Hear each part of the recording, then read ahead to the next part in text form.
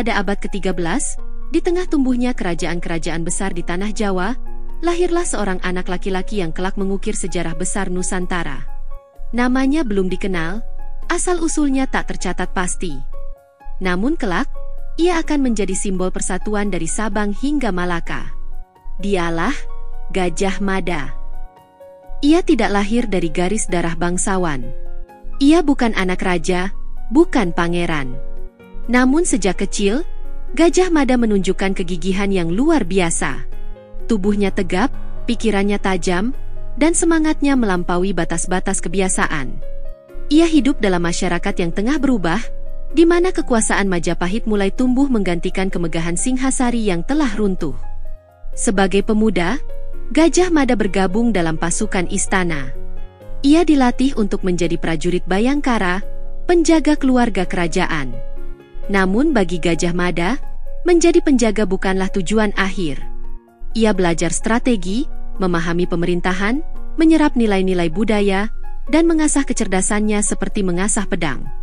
Suatu ketika, kerajaan diguncang oleh pemberontakan. Di tengah kekacauan, Gajah Mada berdiri di barisan depan. Ia memimpin pasukan Bayangkara melindungi Ratu Tribuana Wijaya Tunggadewi dan keluarga istana. Dengan keberaniannya, ia berhasil menggagalkan pemberontakan itu.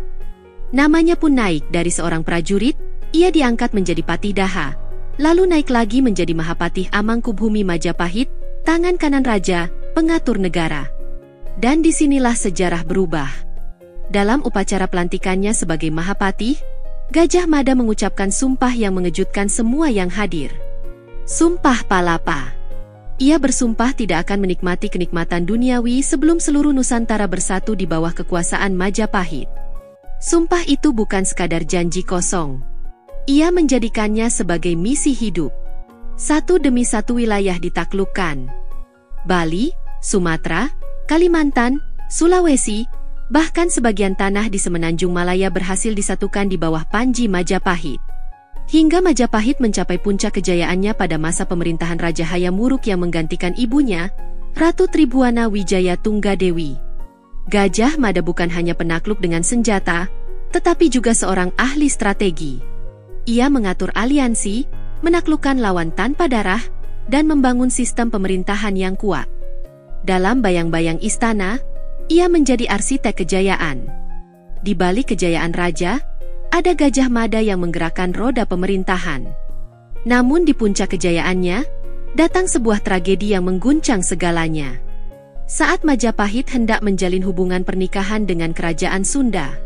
Pernikahan antara Raja Hayam Wuruk dari Majapahit dengan Putri Dyah Pitaloka Citra Resmi dari kerajaan Sunda, Mahapati Gajah Mada menganggap pernikahan ini sebagai bentuk penyerahan diri kerajaan Sunda kepada Majapahit.